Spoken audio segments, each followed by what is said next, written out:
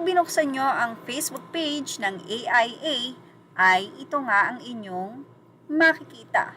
Bubungad sa inyo ang mukha ng SB19 bilang kanilang new ambassador. At hindi lang yan. Bukod sa talagang kilalang-kilala na ngayon ang AIA dahil sa napakaingay na pangalan ng SB19, ay tila naging tourist spot pa ang nasabi nga pong tower. AIA Tower naging tourist spot dahil sa SB19 poster nila sa building. Naging picturean ito ng mga bumibisita doon or maybe ng mga nagtatrabaho doon.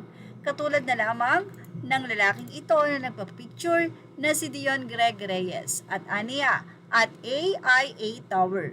Ang mga fans nag-message sa comment section. Anila, pag nagpa-picture po ba dyan sa elevator, dapat naka-white? Ang fresh naman ng mga boys. OMG, they are in the elevator as well. 6 pala ang SB19?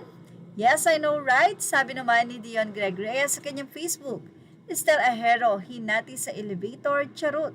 Uy, may pang-6, biro pa ng ilang mga 18.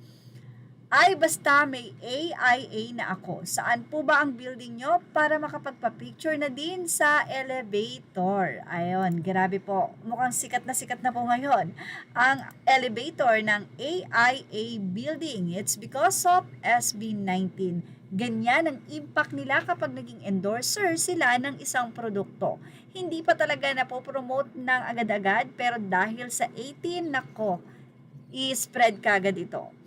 May iba naman po tayo ng usapan, may isang panawagan at paalala ang isang 18 na ito. Aniya, sa mga magpapaprint ng physical ticket, cut off pala ng 7 p.m. I arrived 7:01 p.m. sa Mega Mall. Di na ako in-accommodate. Di ko rin alam about the cut off. So just letting you know sa mga di pa aware. PS also please bring voucher print out. Di nila ina-accept pag sa phone lang. Kailan last daw ng pag-claim?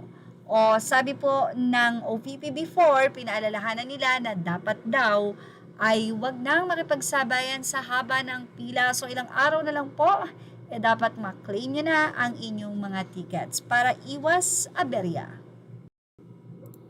Wala nga sa Live Nation, sharing some of the most frequently asked questions answered directly by Live Nation Philippines.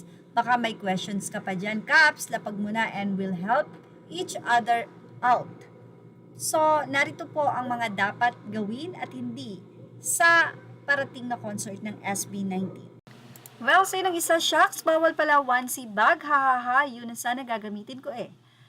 At sagot ni Live Nation PH, the onesie bag is allowed. Saan po kaya pwedeng mag-park kung magdadala ng car? Sagot ng Live Nation Philippines, hi, we will be posting a map of available paid parking areas soon. Samantala, narito pang isang katanungan na importante ng 18 na sinagot naman ng Live Nation. Aniya, all kinds of medicine bawal po? If yes, may mabibilhan po ba sa loob, especially medicines like paracetamol, Dofenal, loperamide, Buscopan, and metoclopramide? Sagot ng Live Nation, these are allowed. Importanteng tanong din ng 18, may mga designated water stations naman po ba sa venue? Ang sagot ng Live Nation Philippines. At eto pa po ang mga tanong, bawal po yung facial cooling mist, yung ini-spray sa mukha to refreshen up. Also, I will be bringing my Tubo fan similar to Gizalife fans but ibang brand. Okay lang po ba? Perfume po bawal? May mabibilhan po ba ng food and especially tubig sa loob? High cooling mist is allowed, sagot ng Live Nation, as long as it is in a small bottle that is not pressurized. Handheld Gizalife type of fans are allowed. Perfume is not allowed. Yes, there will be food stalls inside as well as drinking stations. Ayan po, nasagot na po ng Live Nation ang mga katanungan ng 18 na manonood sa SB19 concert sa April 18. Kaya naman i-ready nyo na ang mga dapat nyong i-ready, especially the ticket. Images are all credit to the rightful owners. Thank you for watching Showbiz Now.